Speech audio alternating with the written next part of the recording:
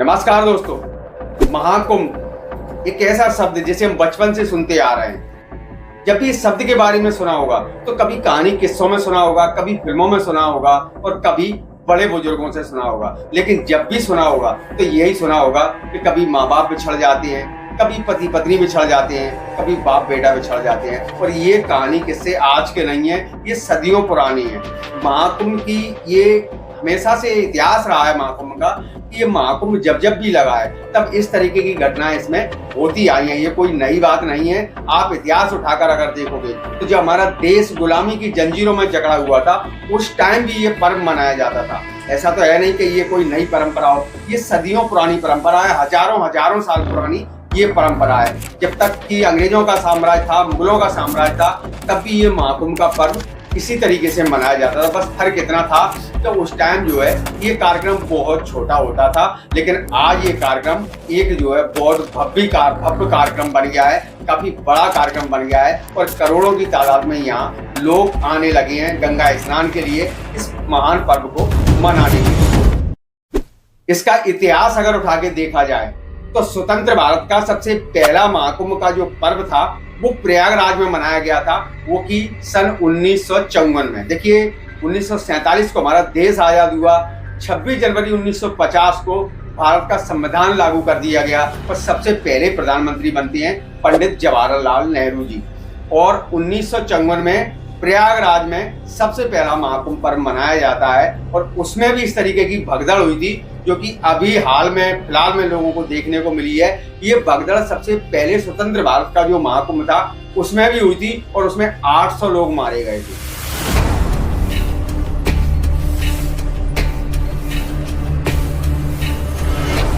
इसके बाद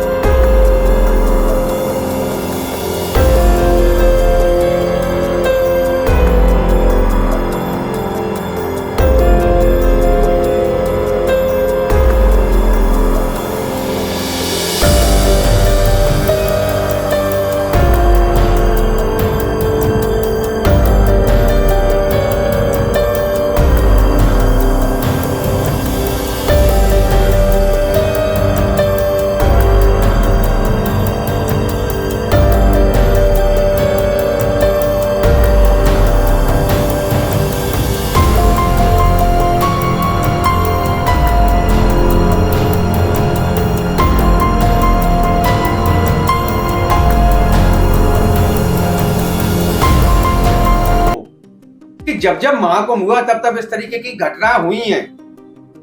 किस सरकार ने इस्तीफा दिया, किस प्रधानमंत्री ने इस्तीफा दिया, किस मुख्यमंत्री ने इस्तीफा दिया, इस चीज का आप पूरा देख सकते हैं कि आज तक कभी ऐसा हुआ है क्या।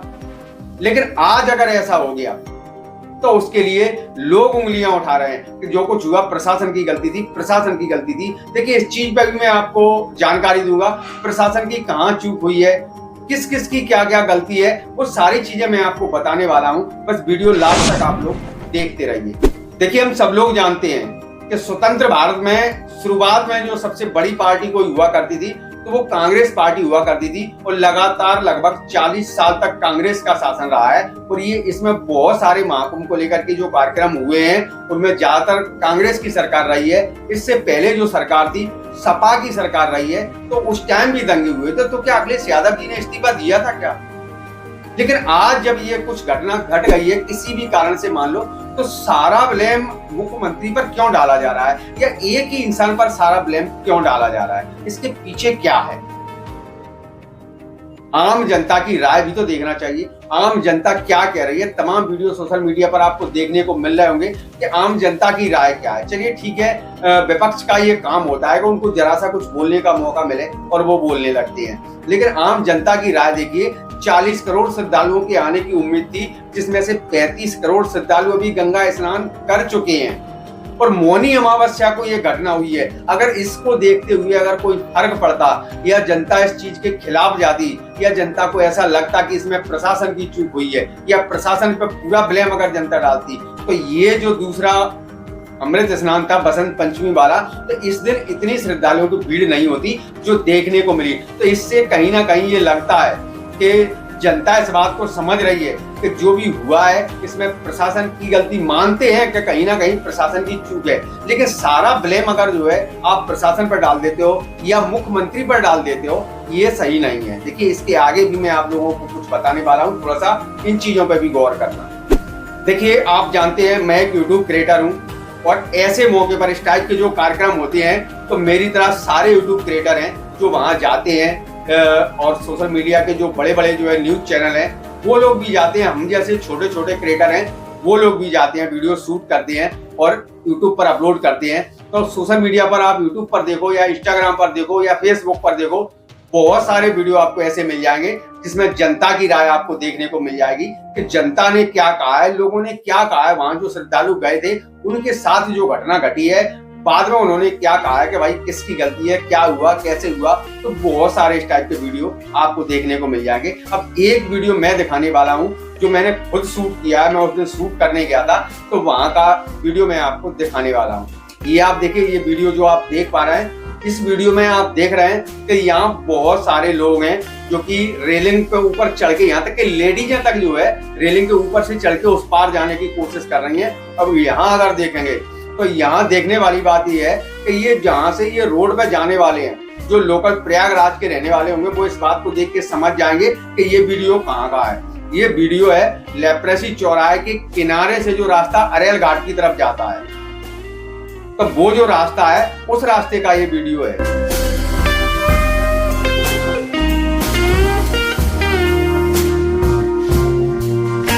जो लोग लोकल प्रयागराज वाले हैं वो इस चीज को 1 मिनट में समझ जाएंगे कि ये जो किनारे से रास्ता जो है जाता है अरेल घाट की तरफ। यहाँ बहुत सारे श्रद्धालु वापस वहां से जो गंगा नहा के आ रहे थे, तो वो लोग ऊपर ब्रिज के ऊपर जाना चाहते थे। तो आप यहाँ से देखेंगे कि मुश्किल से 500 मीटर का राउंड लगता है।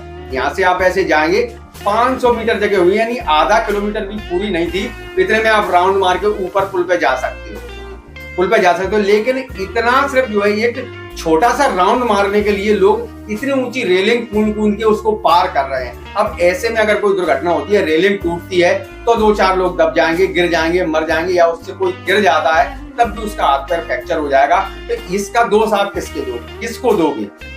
तो ये हम लोगों की गलती नहीं है क्या? ये श्रद्धालुओं की, आम जनता की गलती नहीं है क्या? इसका ब्लेम भी। और बावजूद इसके कि वहां मैंने खुद देखा कि एक जो है सुरक्षाकर्मी वहां खड़ा होके लाउड स्पीकर से अनाउंसमेंट कर रहा है कि आप ये सब मत करो, ये गलती मत करो कि आप इतना ऊंचा रेलिंग कूद के जा रहे हैं, कोई यहाँ से गिर जाएगा, मर जाएगा, किसी का हाथ पैर टूट जाएगा, तो जवाबदारी हमारी होगी, सारा हमारे ऊपर ब्लेम डाल दिया जाएगा कि प्रशासन कुछ कर नहीं रहा है। लेकिन प्रशासन की कोई सुन ही नहीं रहा था। वहां मेरे आंखों देखा वाकया है ये कि प्रशासन मना कर रहा है, इसके बावजूद भी लोग कूद के यहाँ से जा रहे हैं। अब इसके बाद में एक ऐसी बात बताने वाला हूँ जो लगभग बच्चे से लेकर बूढ़े तक सारे लोग इस बात को जानते होंगे कि मेला शुरू होने से पहले जिन पुलिस कर्मियों की ड्यूटी लगने वाली थी, 50,000 थे, 60,000 थे, जितने भी जो है वहां सुरक्षा कर्मी जिन लोगों की ड्यूटी लगने वाली थी, उनको पहले बुला के इकट्ठा एक जगह खड़ा करके प्रधानमंत्री मुख्यमंत्री योगी जी ने ये बोला था कि किसी भी श्रद्धालु के साथ कोई अभद्रता नहीं होना चाहिए, किसी श्रद्धालु को कोई परेशानी नहीं होना चाहिए, और किसी भी श्रद्धालु को कोई भी पुलिस वाला वर्दी का पावर नहीं दिखाएगा। और ये किया गया था अच्छे के लिए कि श्रद्धालुओं को कोई तकलीफ ना हो, आम जनता को कोई तकलीफ ना हो, लेकिन इसका आम जनता ने गलत फायदा उठाया। देखिए, पुलिस प्रशासन के अंदर कुछ वर्दी का पावर भी होता है, और अगर उसका वर्दी का पावर अगर वो जो है करती, तो आम पब्लिक जो थी उसको थोड़ा सा डर रहता, थोड़ा सा भय रहता था। अगर थोड़ा सा भय रहता तो निश्चित है कि पुलिस प्रशासन जो भी कहता वो जो है जनता को मानना पड़ता। लेकिन यहाँ पुलिस प्रशासन के हाथ पहले ही बांध दिए थे कि किसी के साथ कोई अभद्रता नहीं होना चाहिए। हालांकि ये योगी जी ने अच्छे के लिए किया था, लेकिन ये अच्छाई जो है उनके लिए बाद में चल के बुराई बन गई। और वो बुराई इसलिए बन गई कि जनता ने अपनी मनमानी की। जहां रात में लाउड स्पीकर पे आप लोगों ने सुना होगा कि पुलिस विभाग के एक बड़े अधिकारी ने जो है संगम घाट पर अनाउंसमेंट करके माइक से बोला था कि आप लोग यहाँ मत सोइए, ये जगह सोने की नहीं है, यहाँ रात में विशेष भीड़ हो जाएगी। देखिए जब भी होता क्या है कि सुबह 4-5 बजे बुद्ध मुहूर्त में नहान का पर्व शुरू हो जाता है, तो ज्यादातर लोग शाम के टाइम निकलते हैं और रात में वहां आ जाते हैं। रात में भीड़ ज्यादा बढ़ती है कि रात में श्रद्धालु वहां आते हैं और सुबह 4-5 बजे गंगा स्नान करके वो वापस चले जाते हैं, तो इसलिए रात में भीड़ ज्यादा बढ़ती है। लेकिन जो लोग 1 दिन 2 दिन पहले से वहां पहुंच गए वो आराम से वहीं बिस्तर लगा के सोए पड़े हैं। तो ये प्रशासन की गलती है क्या? ये आम श्रद्धालु की गलती नहीं है। प्रशासन को, अगर पुलिस प्रशासन को पावर दिया होता, डंडे मार मार के सबको भगा देता और ये अनहोनी जो हुई है वो नहीं होती। लेकिन मजबूरी ये थी कि पुलिस प्रशासन के पहले से हाथ बंधे हुए थे कि किसी के साथ अभद्रता नहीं करना है, और यही एक मजबूरी थी और यही एक गलती जो है प्रशासन से हुई है कि प्रशासन ने बड़े प्रेम से जो है लोगों से समझाया, लेकिन प्रेम की भाषा लोगों की समझ में नहीं आई। प्रशासन ने 1 घंटे पहले अनाउंसमेंट करके कहा कि आप यहाँ मत सोइए, अगर आप समय से आ गए हो तो गंगा स्नान कीजिए और आप यहाँ से जाइए, यहाँ भीड़ बढ़ सकती है, कुछ भी हो सकता है, यहाँ भगदड़ भी हो सकती है, स्पष्ट तौर पे कहा। लेकिन फिर भी जनता ने नहीं सुनी और आखिरकार वही हुआ जिसका डर।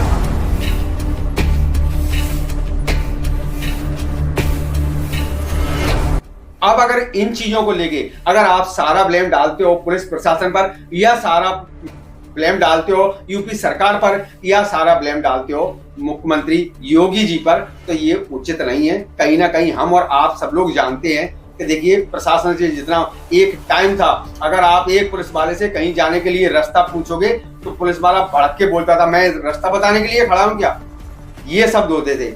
लेकिन मेले में आपने देखा होगा कि एक पुलिस वाले से अगर आप एक बार 10-10 बार पूछ रहे हो तो प्रशासन ने 10-10 बार आपके सवालों का जवाब दिया, सिर्फ इसलिए क्यों कि ये मुख्यमंत्री जी का आदेश था कि किसी भी श्रद्धालु के साथ अभद्रता नहीं बरतना है, आप लोगों को बड़े सभ्यता से पेश आना है। तो उसका पालन उन लोगों ने किया, लेकिन जिस चीज का पालन आम जनता को करना था, हम जैसे लोगों को करना था, हम लोग नहीं कर पाए और उसी का ये कारण सामने आया।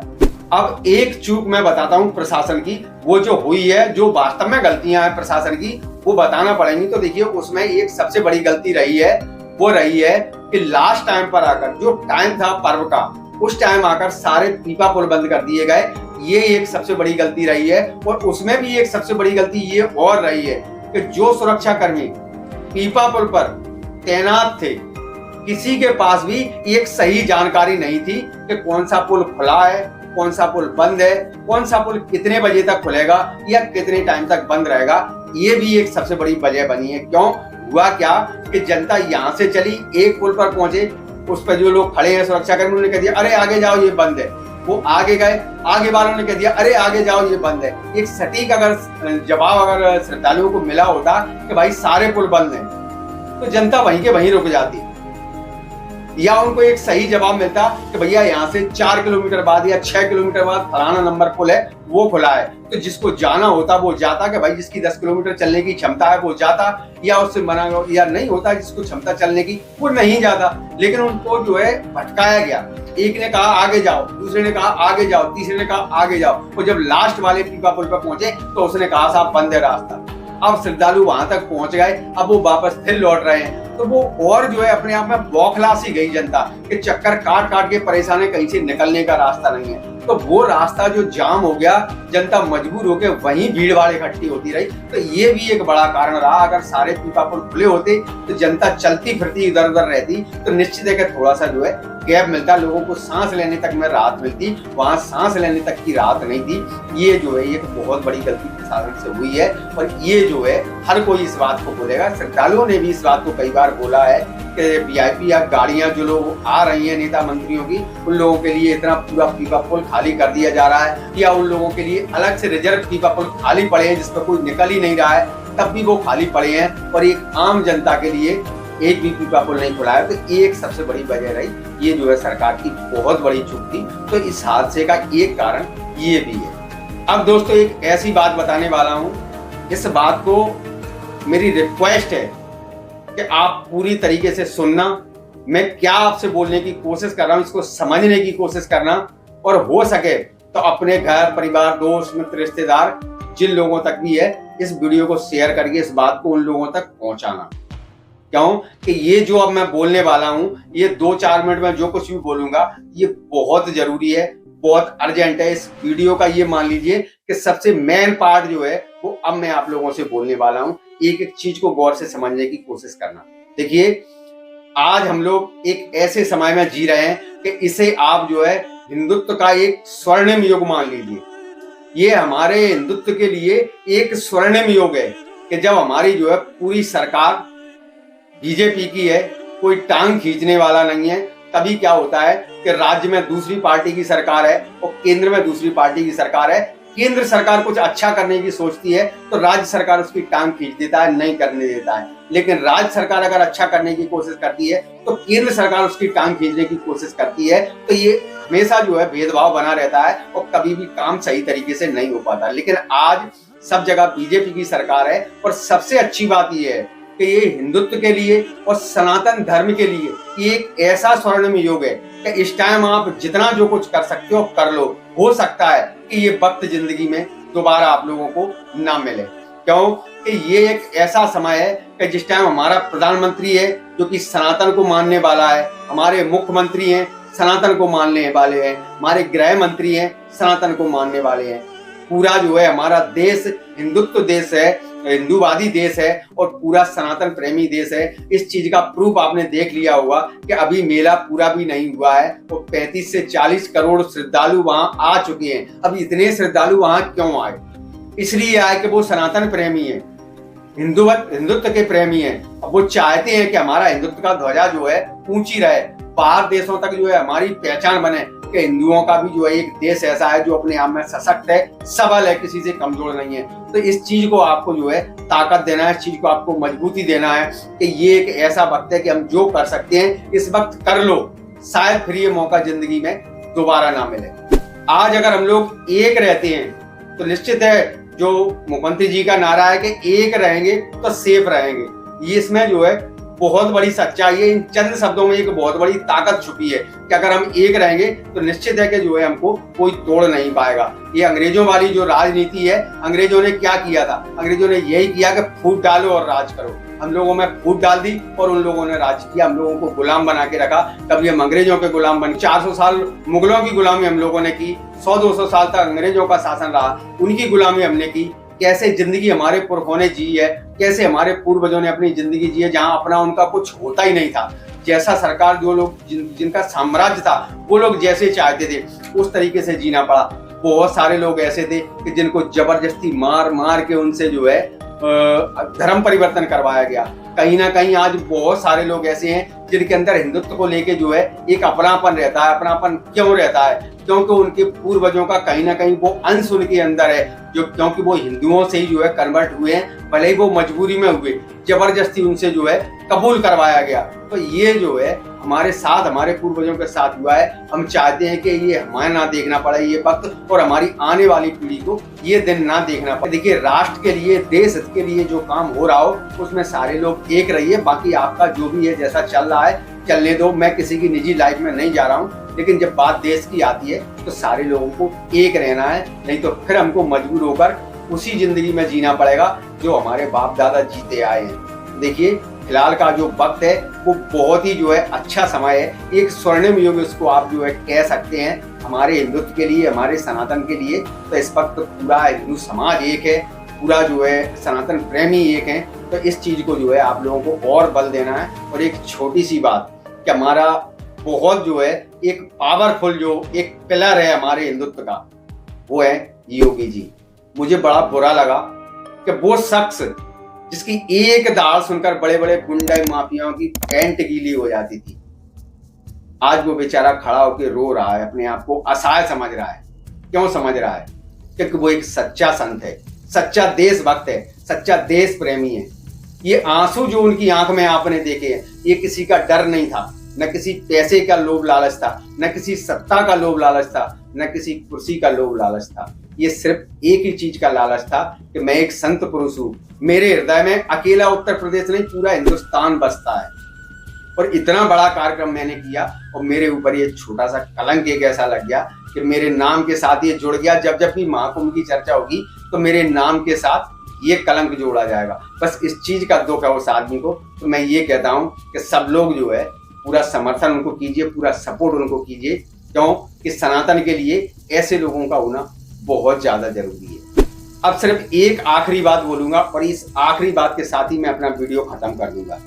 समझने की कोशिश करना, पूरी दुनिया में, इस पृथ्वी पर, इस भूमंडल पर 195 देश हैं, 195।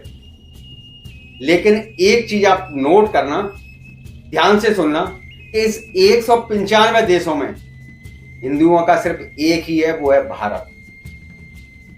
अगर हम अपने इसी देश में कमजोर पड़ गए तो लोग हम पे हावी हो जाएंगे, और लोग अगर हम पे हावी हो जाएंगे तो हमें शरण देने वाला दूसरा कोई नहीं है। इस चीज को आप अपने दिमाग में फिट कर लो अच्छे से कि हमें शरण देने वाला कोई नहीं है, हमें सहारा देने वाला कोई नहीं है। हमें अपनी ताकत स्वयं बनना है, स्वयं में इतना मजबूत बन के रहना है कि कोई हमारे ऊपर हावी ना हो सके। तो इस चीज का भी आप लोगों को ध्यान रखना है कि पूरी पृथ्वी पर हिंदुओं का सिर्फ एक ही देश है और वो है भारत। इस भारत को इतना सशक्त बना के रखो, इतना सशक्त बनाओ इसको, एकजुट होके रहो कि कोई हमारे ऊपर हावी ना हो सके और हमको फिर से गुलामी की जिंदगी ना जीना पड़े। स्वतंत्र भारत में जैसा आज कुछ चल रहा है, छुटपुट घटनाएं हो जाती हैं, इनको इग्नोर करते रहो, लेकिन बड़ी कोई ताकत अगर हमारे ऊपर हावी होती है तो उसके लिए पूरा जो है पूरा देश एक बन के रहो, अपनी ताकत को बढ़ा के रखो ताकि किसी की हिम्मत ना पड़े हमारी तरफ आंख उठाकर देखने की। दोस्तों उम्मीद है जानकारी अच्छी लगी हो, वीडियो पसंद आई हो, तो ऐसी और वीडियो के लिए चैनल को सब्सक्राइब कर लेना। जय हिंद,